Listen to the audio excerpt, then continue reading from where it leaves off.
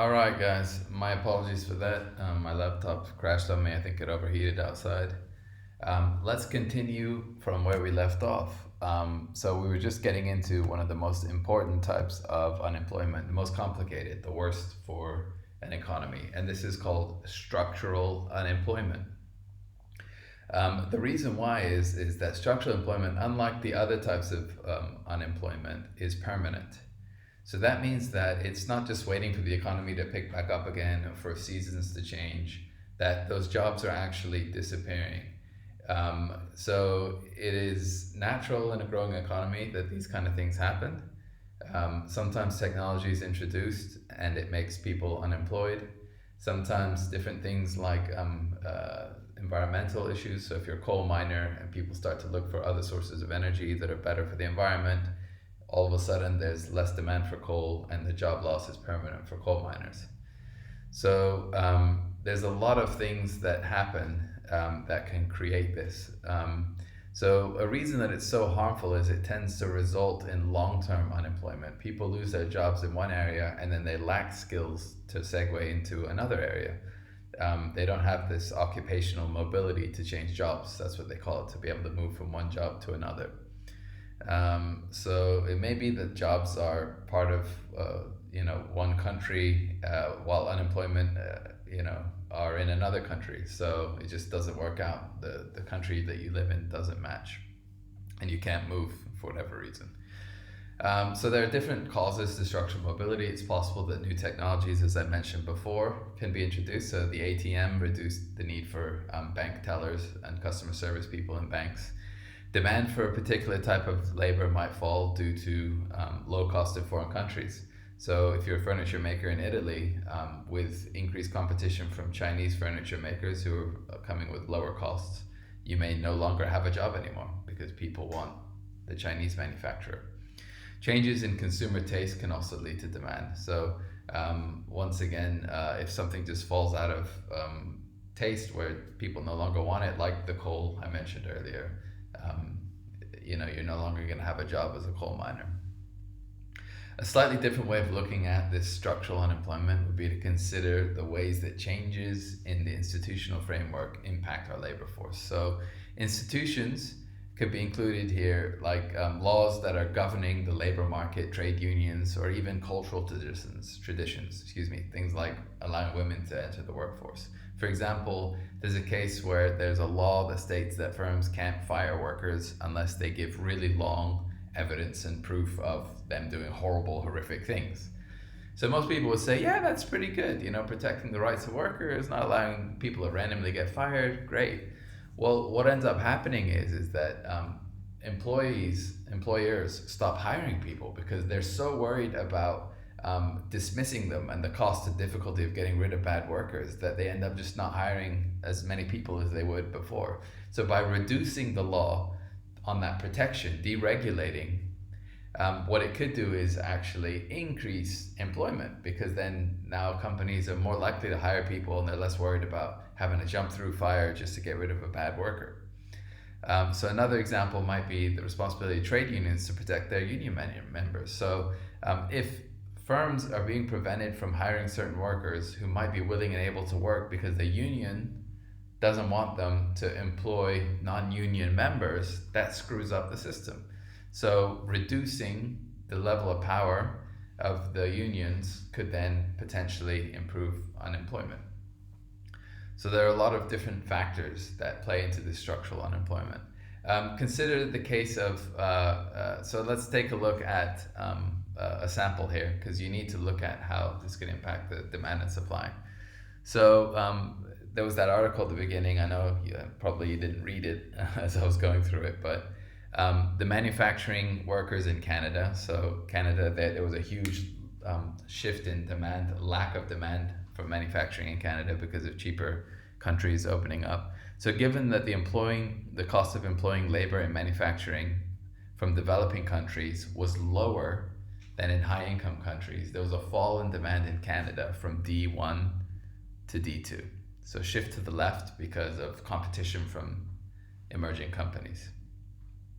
So the consequence was that there were fewer manufacturing workers employed. So there was a shift from Q1 to Q2, less people employed in Canada for manufacturing. And the wage fell from $16 an hour to $12 an hour. So from the diagram, you can assume that unless the workers can find jobs, that this was a permanent loss now, right?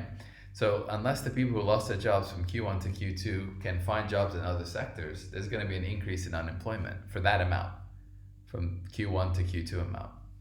So it's really important to distinguish the difference, once again, between demand deficient unemployment and structural unemployment. Demand deficient unemployment is caused by an overall and temporary fall in demand for labor in the economy. So that could be an economic slowdown, recession, things like that. The expectation is that once demand picks up, the labor market for that would pick up again also. Structural unemployment is caused by a permanent fall in demand for one type of labor, and it requires a different set of solutions. All right, and we're going to talk now about those solutions. So let's talk first about structural unemployment solutions. There are interventionalist and market-based. So remember, interventionalist is more government stepping in, market-based is more less intervention.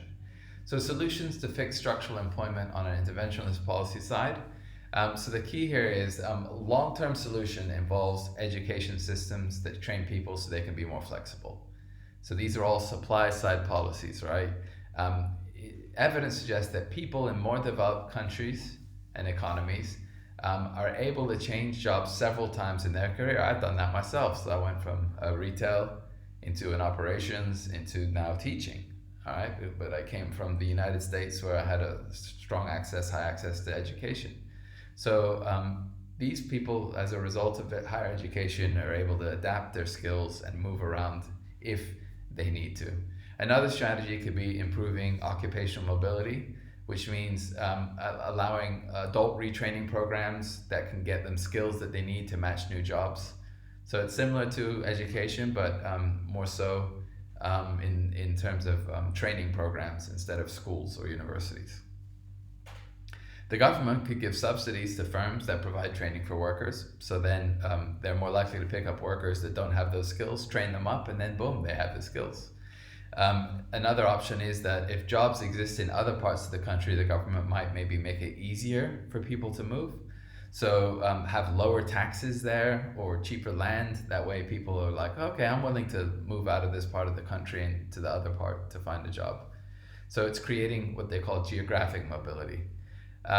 Governments can also support apprenticeship programs. So there's a lot of those in Europe actually, where you can pick up skills you need by being an apprentice and then eventually going into more of a full-time position. So these are once again supply side policies long-term to try and help improve the issue when there is structural unemployment and a permanent loss of a certain job. You can move to another sector with these changes. But the disadvantage is that first, it's likely to have a high opportunity cost because governments are going to be spending money and time into these strategies that then they could have been doing something else for the economy. So there is a big opportunity cost. The second issue is that they're only effective in the long term. So it's not going to create an overnight improvement in the employment rates. And as you've seen in the news, they report these things sometimes every quarter. So it will take a lot of time, and that's something that is a disadvantage. Structural unemployment, if you look at the market-based or free market supply-side policy, so this is where, once again, less government intervention. One strategy is to reduce frictional unemployment. So the government should reduce unemployment benefits so that people will have way more incentive to take jobs that are available. If you're going to go hungry, you'll probably just take whatever job's available instead of being so picky, right? So that's one strategy in the free market supply side policy. Market-oriented economists feel that government intervention reduces labor market flexibility, it discourages businesses from hiring workers. They'd argue that by regulating about who you can hire and who you can fire and when and how, businesses will be less willing to take on new staff, so it would create larger unemployment. So by deregulating, reducing or removing legislation or laws that the businesses have to follow for this hiring and firing. It will overall improve the number of hiring and then lower unemployment, which is, after all, our government objective. The burden of these policies, right, fall on two groups of people though. So when you incorporate this market-based policy, the people with lower living standards are going to take the biggest hit. So such policies are said to increase this inequity in an economy. So the poor people will get way more poor, and then the wealthier people won't get as impacted, which is not really fair or balanced. Second, it assumes that the labor market regulations are in place to protect workers from unfair treatment. So, how can you guarantee that the work conditions, things like the working hours, holidays, safety at work, how can you guarantee that that will stay up? Although unemployment might, fall, the economy's output might rise, but there could be a lot of other costs that come as a result of this, like slave labor and abuse and unsafe, working environments. So that's not right either. So there are pros and cons to both. So are demand side or supply side policies more effective in reducing unemployment? This is the big question. So the answer to that really is it depends. Sometimes governments use demand side policies, sometimes they use supply side, sometimes they use a mix of both. If an economy is experiencing a downturn in economic activity, right? So if there's a recession, it's more likely that demand deficient unemployment is going to rise. So that means that in a bad economy, if the reason for unemployment is a poor economy, then demand policies would probably be the good solution. There are, of course, a lot of concerns associated with this. In order to set expansionary fiscal policy, right, a government is going to have to run a budget deficit, which means they're going to have to pretty much spend more money than they receive. Because remember, fiscal policy is government spending or lowering taxes, which is either way taking money away from the government. While not necessarily a problem in the short run, it can lead to major fiscal policies in the long run. If governments reduce their taxes, there's no guarantee that people are going to actually spend that disposable income. Because even if they reduce the taxes, people might just start saving it because they're so worried about the economy and stuff, they don't even want to spend, so it doesn't boost the economy like the plan was. If the governments reduce interest rates, there's no guarantee that it'll have the right effect on consumption. So there are weaknesses to this fiscal expansionary policies, as well as monetary, like reducing interest. Once again, if the customer business confidence is really low, consumption and investment will likely not grow the way you want it to. Even when successful, there's likely to be a bit of a lag. So even if the government spending or tax lowering or lowering interest rates works, it takes a bit of a time. So the economy may not need it anymore. By the time the impact hits, it might have already recovered, and now you're going to have over expansion and then inflation kicks in.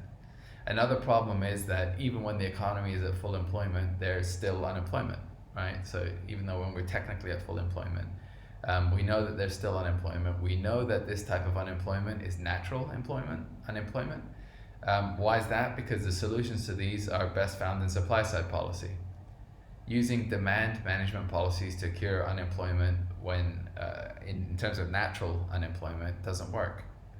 You have to increase, because they're not willing and or able to, they don't have the skills, so you need supply side policy to fix it, right? Increases in aggregate demand at this point will result in inflationary pressure. So if you always just use demand side policy, for example, in the case of natural unemployment, it will have the adverse of it. You just create inflation. Or if you create expansionary policy and then it takes so long before it kicks in, and then the economy improves anyway, you have inflation too. So there are definitely some disadvantages. So the problem we're facing as policymakers, when you're future economists, is that in practice it might be very, very difficult to distinguish between the types of unemployment. If you're able to quickly identify, oh, this is structural, oh, this is demand deficient, it's a lot easier to come up with the solution. Oh, we need demand side policies. Oh, no, we need supply side policy. It's not always that easy. How do you know?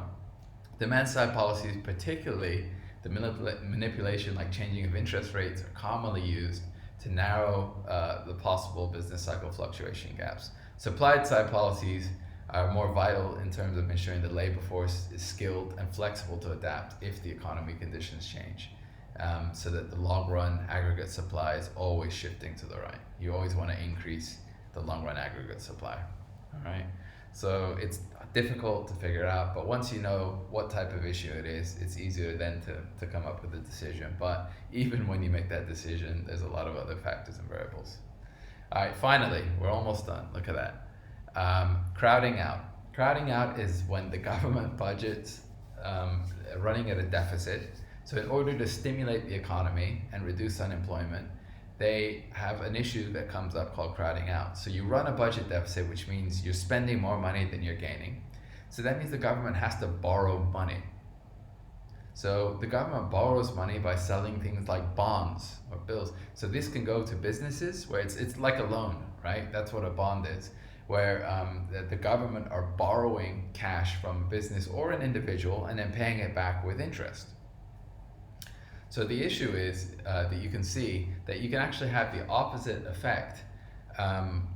So if you're trying to have a shift in the amount of loans or funds, right? So you're trying to increase the demands of loanable funds because the government needs that money to run a deficit to do government spending and expansionary policy. So to get this, to create this shift so that the investment in bonds goes from I1 to I2, what has to happen is that the government then have to increase the interest rate. So you're on the one side, so you're having to lower your demand side policy to increase government spending and try and do expansionary policy. So it's undoing itself. That's what the crowding out effect is. There's a given amount of savings in the economy, and this is represented by the supply of loanable funds curve, which is what we see up here. The increase from D1 to D2 for savings in order to finance this deficit, right, this negative money that they're spending, has to come from an increase in interest. Higher interest rates reduces the incentive for businesses to invest. So when the interest rates get so high like that, guess what? People aren't going to want to spend money anymore. They're going to be like, oh, it's much better just to leave it in the bank. It's safer and we're guaranteed money. So it actually, like, one thing undoes the other. The higher interest rates causes the interest sensitive private investment to fall. So it reduces aggregate demand. So they're trying to increase demand, but then in the end it ends up reducing because of increased interest rates. Whether or not crowding out does occur and what extent this occurs in is, this is something that's once again very debatable. It's tricky in economics. To simplify, the Keynesian economists say that it will not occur if the economy is producing at less than full employment. So as long as you're not producing full employment, this will never be an issue. The new classical economists, they're opposed to the use of demand management policies, and they argue that crowding out is a significant issue because it increases government spending, because they believe that you're already maxed out. You can't afford to take out more spending and stuff like that. There's no inefficiency. So once again, it always goes back to what philosophy you have, whether you're interventionalist or free market based.